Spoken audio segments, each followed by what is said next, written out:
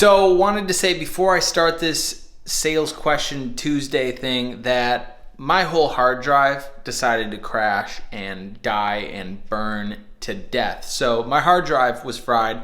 I had to re-download Final Cut Pro, re-download all my transitions and stuff and blah, blah, blah.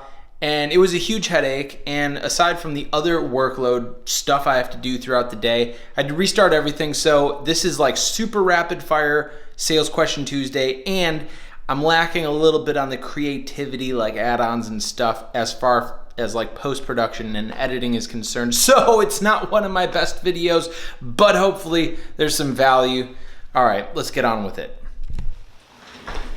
Welcome back to Sales Question Tuesdays. I am your host, Jordan Stupar, and this is a show where I go through my social media, I go through my DMs, and I find the most common, most frequently asked sales questions, and I answer them. Today, I've got 7 new questions, and I've got 7 new answers for you. And as always, if you have questions that you'd like to ask or certain things that you want a little clarification on, feel free to leave a comment down below and do not forget to hit the subscribe button. But before we begin and answer all these questions, roll the intro.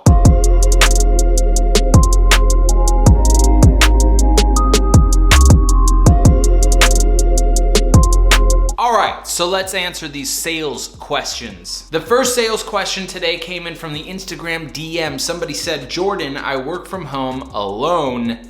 How do I stay motivated? Well, that's a great question because I happen to also work alone. I don't have a sales manager breathing down my back. And in fact, just released a vlog a couple of days ago. I'll put the link somewhere in this video where I talk about how to enjoy your sales day. And one of the things that I mentioned was breaking down my day into 1-hour chunks to create an expectation for myself to follow. When you're working in a sales office or you're working with another group of people, it's easy to be held accountable. You have a boss or a sales manager or somebody telling you to pick up the phone, make X amount of phone calls, yada, yada, yada. When you're working alone, you don't really have that accountability feature built into your day. So what do you really need? Do you need motivation or do you need discipline? You see, motivation isn't the thing that's really going to help you throughout the day. Sure, putting a photo up of a yacht or a piece of art up there might help you make like 1 extra phone call. What you need though is you need discipline. Discipline is the activities that you do whether or not you actually want to do them. Chances are you're a salesperson. Picking up the phone, knocking a door, showing up to work, calling a stranger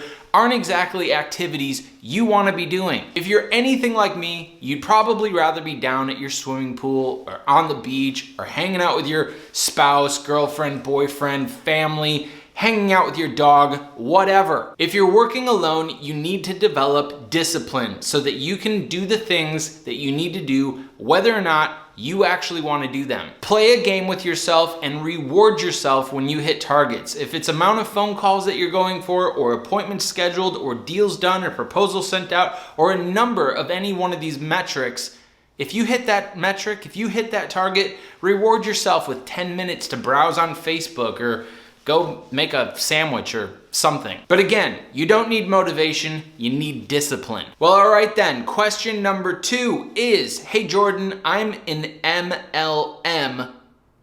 Am I a salesperson? This question seems to have a pretty self-explanatory answer, and that answer would be yes. As a network marketer or in a multi-level marketing company, you are responsible for 100% of the sales process. So yeah, you're a salesperson. Question number 3 actually came from the comment section of my first episode of Sales Question Tuesdays when I was talking about full commission salespeople or base plus commission. Somebody asked me, what do you think about draw? You know what? It's my fault. I actually didn't bring up or talk about draw when I was talking about full commission versus base plus because obviously there is draw. So what do I think about draw? I think draw is the perfect mediator between the two. And if you're actually in a base plus commission and you are looking to go to a full commission sales position, look for one that offers a draw. What a draw is, for those of you that don't know, is a certain amount of income or money that you will make regardless if you hit your sales targets or not. However, if you exceed your sales targets and your income equals more than the draw that you're given, you'll make the commission.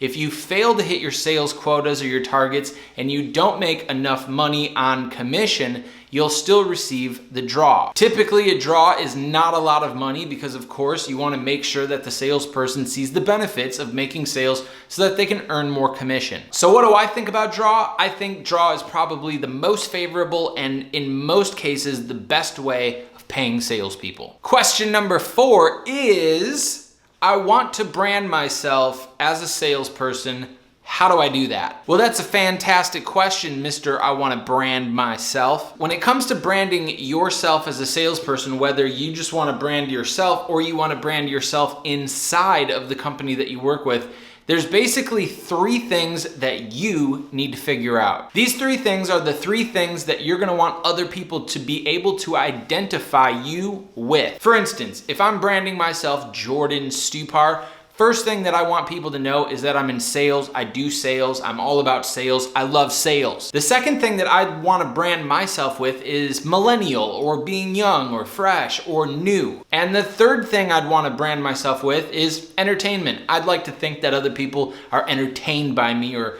can find me funny or whatever. Once you have the 3 things that you want other people to identify you with, only post content and only create content for your social media that follows at least 2 of those 3 things. Once you have your 3 things, then you already have a guideline of what to actually post on social media and how to actually brand yourself. All of your content should follow those 3 things. If I can find a piece of content on how a 26-year-old was successful as a salesperson, that's content perfect for my audience. If I find like a funny meme or something that's sales related and it's entertaining, I can push that content out to my audience just fine because it goes along with my brand. So if you're looking to brand yourself within your company or just as an individual, think of the 3 things that you want other people to be able to identify you with. Question number 5 is, I am an employer. How do I properly compensate salespeople? What you're probably looking for as an employer is a really specific answer. However, without knowing much about your business, the product that you're selling, the margins that you're running, so on and so forth, it's hard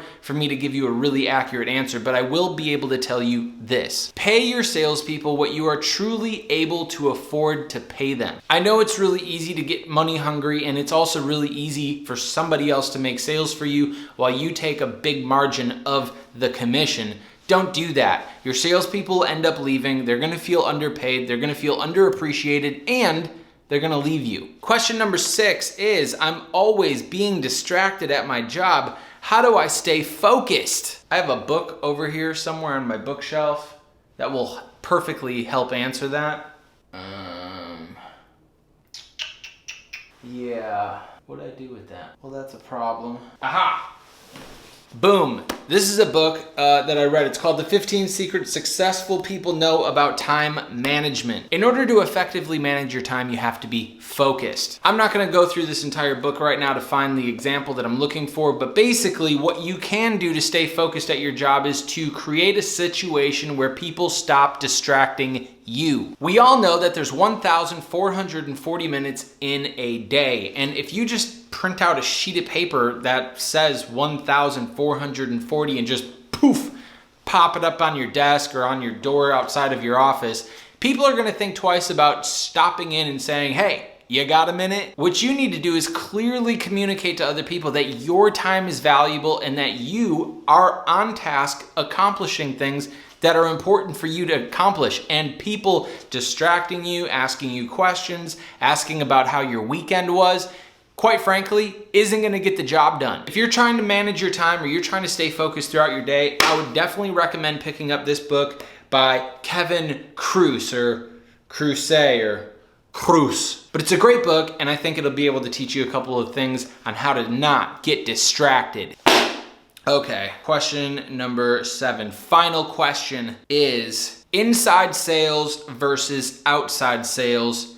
Which one is better? Okay, so I can make like an entire week-long video on this very subject matter because I've done both and both have kind of, their pros and cons. And this is a tougher question to answer because it all boils down to you and your personal preferences. I spent the better part of my sales career for the first 8 years knocking on doors, walking around neighborhoods through Texas, through Chicago, through Milwaukee, through Virginia, through New York, through New Jersey, and I loved it, but I also hated it. I've also spent 6 years working inside sales, making phone calls, checking emails, getting people's attention, and I also love that, but I also hate it too. Figuring out whether inside sales or outside sales is better for you really boils down to how you actually want to approach sales. If you really enjoy face-to-face interactions with your customers, you're going to really enjoy outside sales because that's what you're doing all day. If you enjoy sweating your ass off knocking doors in Texas selling alarm systems during the month of August, then of course outside sales is going to be a great fit for you. If you really value sitting in air conditioning during the summer and making phone calls, inside sales is going to be a great fit for you. Because I've done both and I've excelled in both of those categories, I love the opportunity to start my sales process inside and then give myself an opportunity to actually fly or travel to my actual clients so that I can have face-to-face interactions with them because I know how powerful those are. So if I was you, I would actually try to figure out a sales position that allows me to both be inside and have the flexibility or the ability to go outside and actually meet with my clients as well. That's it. It's been episode 2 of Sales Question Tuesdays. Again, my name is Jordan Stupar. I hope that this was valuable to you. I hope that you got some good answers here. And of course, as always, if you have any more questions or there's anything else I can do for you, leave a comment down below, hit the subscribe button, share it with a friend. It's free. And I'll see you next week for the 3rd installment of Sales Question Tuesdays. Have an unbelievable day.